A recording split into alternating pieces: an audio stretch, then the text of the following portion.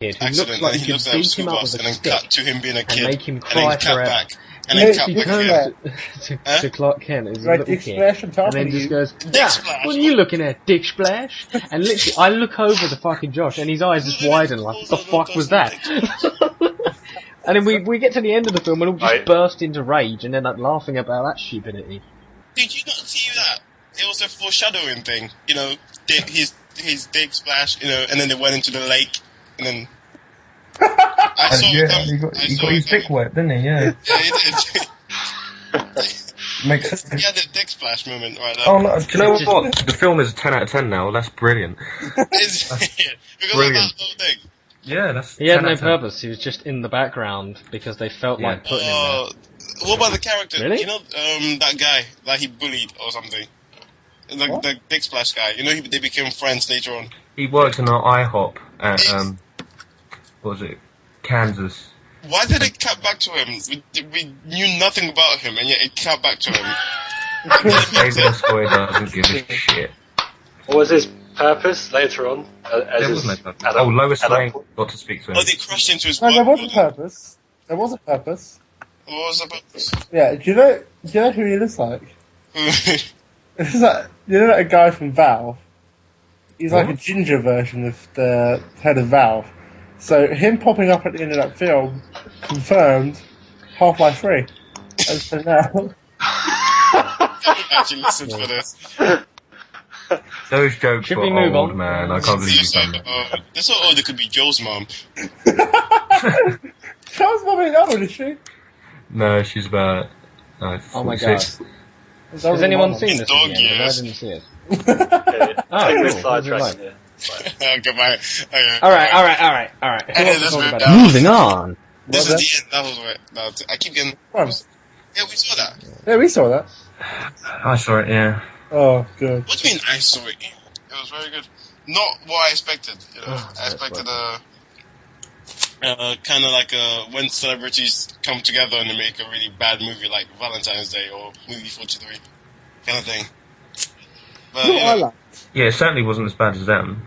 it wasn't as bad as that. What do you mean it wasn't? It was It's good. sequel. It was better than Evil Dead. What was? Yeah, it was. This is the end is probably better than Evil Dead 4, yeah. Yeah. Huh. No, What did you think of This Is the End, Evil Joe? Dead. We're not calling it Evil Dead 4. It's a good We'll four. call it. Yeah, it's just Evil Dead. It's just Evil Dead. It's a It's a good sequel. remake. It's not a remake. It's a sequel. It's not a remake. It's a remake. It's not a remake. It's a remake. It's not. IMDb it. It's a remake. It's a sequel. It's a sequel. It's a remake. Thank Dude, you. Ash is in it. 3 on It's a 1. sequel. Dude, it's a remake. Moving on. I didn't like it very much. Yes, you did. Yes, you did. You told us you liked Danny it. McBride's the only bit that I did like, and when he was on, it was some of the funniest stuff that I have seen this year. But when he was not on screen, and there are frequent times when Danny McBride is not on screen, I got very bored and I wanted to leave. I like Craig Robinson. Because you don't know what humor is, you know. What? Apparently so, yeah, that's fine. But Yeah, Danny McBride did it for me, but no one else did. Danny McBride was It's the coming best. from the guy who likes Alan Partridge, so it's got to mean something. Yeah, I know, we all have subjective taste, that's fine. But This Is the End could have used a better editor because there's jokes that go on for 2 minutes about people coming on each other. And That was funny. That was yeah, that's fine, I just didn't find it funny. And there's also a 1 minute improvisation about why Seth Rogen doesn't eat gluten. And I just That was a poor scene. That was a cool scene, I agree. But the bit is my god. No, I'm sorry. Okay. They're gone, But sir. the other bit was really good. It was a well done scene. I think You know what I think Seth Rogen was the weakest thing in that film? You know, I the wouldn't weakest- say he the was. act- I don't rate Seth Rogen as an actor at all. So. He is an actor. Seth Rogen's a good actor, actually. He's a really good actor. If you think funny people, Funny People was a great film. yeah, I think there's many better actors than Seth 50-50 Rogen. was a great Of film. course there is. 50-50 was alright as well, yeah. You said it was one of your favourite films. Who, me? Yeah. It's my favourite films ever. Back in the day when it came out. It was you know, one you of were the like, best films of that year. yeah, you're like, The dude, fuck, go why? watch this film. It's amazing. It's amazing. Now you're like, it's okay. Oh, yeah, sorry. Yeah, I know. Well, Every now and then. my brain time doesn't has, you know, Really? Opinions. Change again. That's about right. Time has festered your opinion. Well, I used to love Donnie Darko, but now I really can't stand it that much. And Seth Rogen's in that. I've never seen. Look, guess what? I haven't seen Donnie Darko all the way through. Man of Steel is 7.7 on IMDb. Yeah, but that's audience reviews. What's the Rotten Tomato meter? 56. Yeah, average at best. Everyone knows the best Superman was Superman 4. Man. Best Superman ever. What? Superman Didn't that film have a dude that was fucking Nuclear Man. nuclear man, the blonde, the gay man? He wasn't gay. He had Okay. power. Didn't he have Wasn't long it hair? called Superman 4 Quest for Peace or something? Yeah, Yeah, it was the best Superman film ever made. They were fighting in space and everything. and Richard Pryor was in the third one with the robots. There was robots in that one. When are they making an Aquaman film? What? Never.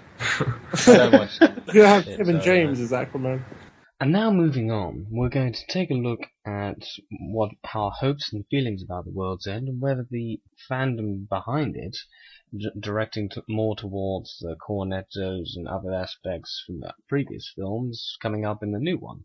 No, I think we're gonna be aware of these little things. But personally, I'm going to still look out for everything else in the film, but how the plot unfolds and how Simon Pegg and Nick Frost play their roles. Yeah, obviously, but like, they say that what they've done with this film and the trailer hasn't shown really is that this is pretty much its own thing. Does Like leave you Hot Fuzz was its own thing compared to Shaun, and they're not using a lot of the running gags. Like there's a bit in the trailer when they've got like blue inky stuff from the aliens or the robots on them. And Edgar Wright was the first to say that we're not going to have a joke where it says you've got blue on you or you've got ink on you. It's like it's its own beast, and they don't want to, rely too much on the previous two to make this one great. You know what I like about all three films? Well, You haven't seen the third one. What? Well, alright. Well, told. Three trailers then. All three trailers. Alright. Yeah, well, you notice that I don't really reveal too much about what the plot is. Obviously, the key thing: aliens, zombies, and police. But you don't really know what's going to happen. You don't know how the shit's going to develop, and that's what interests you about the films. Well, yeah, they go against convention a lot of the time, and obviously they adhere to a lot of conventions, but it's usually in a joking manner, because they're sort of parodying these films that they love, so they're also love letters. But even though the humour is very British, it's also got a very distinct feeling of their own. They've created their own sort of subgenre of humour. I think it's very different to a lot of the British films you see nowadays that are supposed to be comedies. No, I think a lot of them have actually sort of got their ideas these days off of Shaun and Hot Fuzz, the way comedy Probably, is. yeah. Doghouse, there was that film Doghouse with Danny Dyer that tried that shit. And it's got Danny Dyer in it. It's not going to work, is it? It's like every film, even Sightseers is kind of the same. It tries to keep the. I disagree with For that. those who won't be able to see this, Well, it's not the same. It's picture not on too Skype. laugh out loud, It's Fred's but it tries to keep it dark and brooding at the same time. Yeah, I know, but yeah, but I Scooby-Doo as your background. What? what? Sorry, I'm just throwing a Fred and Scooby. It's just weird. Continue. But that's Yeah. not outrageous. Fred dude. and What the Scooby, fuck man. would we talk about? What's wrong with that? Is it Freddy This is Prinze better Jr.? than George. Yeah. You can think about mine. Ooh. Ooh. We haven't talked about Only God Forgives. That's August 2nd. So, Huh? but No, are you going to come see that? Yeah. Yeah, I'm very much looking forward to it. Yeah, but Give me your I opinion, sir. stick by my comment. It's a drive lookalike. Let the people know your comment. Go on. Express. Sorry. That's yourself. Express. Yeah. Oh, I said the trailer of Only God Forgives. Is much like the Drive one. He plays the same character in Only God Forgives. No, he doesn't. He plays No, it. he Yeah, don't. he does. He does. It's always the same quiet type of.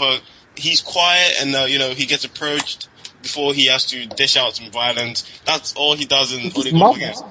His mother's like, "Oh, are you gonna do this? Are you gonna protect your son or something?" And then he goes, protect your brother. And he goes, "Yeah." And then he goes up to the guy, "Do you want to fight?" Same thing he did in Drive. The girl gets kidnapped. Then he goes. So yeah, he went up to Ron Perlman and went, "Want to fight?" Yeah. No one gets kidnapped, but the guy gets killed, and then he decides to take action. He always plays a quiet type. It sounds a bit like Oldboy. You sure that Drive isn't copying Oldboy? Oldboy, the same as that. How Oldboy is the same as Oldboy? Because Oldboy, we've seen it all before. So if you're saying Only God Forgives isn't original because it looks like Drive, then Oldboy isn't original because it looks like Oldboy. Shut up, you can't. Well, it's got the same name. It's got the same name. Only God Forgives doesn't have the same name as Drive. It's the same name. It's got the same. It shouldn't be the same. It shouldn't be the same film. It is the same film, except. Wait, what? What are you talking about? You talk about Oldboy. You talk about Only God Forgives. Only God Forgives. Only God Forgives is like a mixture of Itchy the Killer and Nicholas Winding Refn. No, it's not. And Drive isn't very Refn. Drive and a mother who just says, "Go and kill your brother's killer" or something. To be fair, Simon, if Only God Forgives looks like anything, it looks a lot more like Pusher or Bronson or Theory X or Valhalla Rising. It doesn't. Sorry, have you seen Pusher or Bronson or Theory X or Valhalla Rising? I have Pusher, yeah. Have you seen Valhalla Rising? Yep. Alright, what happens? Bronson too. What happens in Valhalla Rising? Dude, everyone's seen Valhalla Rising. Tell us what happens, sorry. Tell Charlie what happens. Tell us what the film's about, Simon. In Valhalla Rising. Dude, everyone knows Nicholas Winding Refn directed Valhalla Rising. Yeah, but what happens in it? Tell Charlie, would you like to know what happens in Valhalla Rising? Oh. I don't know, I've never seen it. Okay, fine. It's about a Norse warrior. Yeah, he's looking it up on Wiki. How am I looking it up? I'm telling you what it's about. Do you want to know or not? Alright. Turn away. No, you know what? You don't want to know about it. Because I'm trying to tell you about it. You don't want to know. Turn away from the camera. Okay, fine. Fine. Are you sure now? Yeah. Okay, so basically it's about a guy called, was it One Eye? Yeah. It was One Eye, yeah. So basically, if anyone's slightly confused on the podcast, Mike and Simon have their cameras turned on, but she won't be seeing. He's supernatural. He's got like incredible strength. Am I right? No, don't look at the screen. Fine. He's been held prisoner, and then dude, I'm looking at. Okay, so he escapes the guy who's got him captive. Oh, look, it's Mike. But you just minimised the fucking Google thing. He's fishing for attention. Right, shall we, So he journeys into the darkness, and then they fight and stuff, anyway. and then they go, there's Vikings, that's everything. It's really boring, it's not even that good. But yeah, that's Valhalla Rising. Mike, you're gay. As you can imagine, it has just descended into chaos. I've decided to cut them off midway. I will then bring us back when I'm trying to conjure up some form of ending. Actually, fuck that. Here's a simple way. We descended into chaos, ended up shouting at Simon for quite a bit about Valhalla Rising. None of it made sense. The microphone more or less imploded. Next week, we will focus on World's End predominantly, because pretty much all of us are going to see it. We're all, I think, going into the same cinema. It'll be glorious. We're also seeing it with Shaun the Dead and Hot Fuzz. It's a sort of triple bill of all three of them. It ends at like 2 a.m. or something. I'll attempt the podcast either that night or the next day, depending on how tired we are. So nonetheless, next week will be far superior, but this week was more of a test run. So from what you've got from a bunch of film students ranting about film, effectively, and getting a bit lost in the whole situation, and microphones messing up and things like that, but nonetheless, we did our best, and for a first run, to sort of just trial run, I just threw everyone into it to see what they'd do. Next week, though, I'm going to try and make sure we're quite a little bit better structured. As the weeks go past, we'll get better at this. If anyone's even listened to this one, it's a fascinating achievement. Anyway, thank you, and goodbye.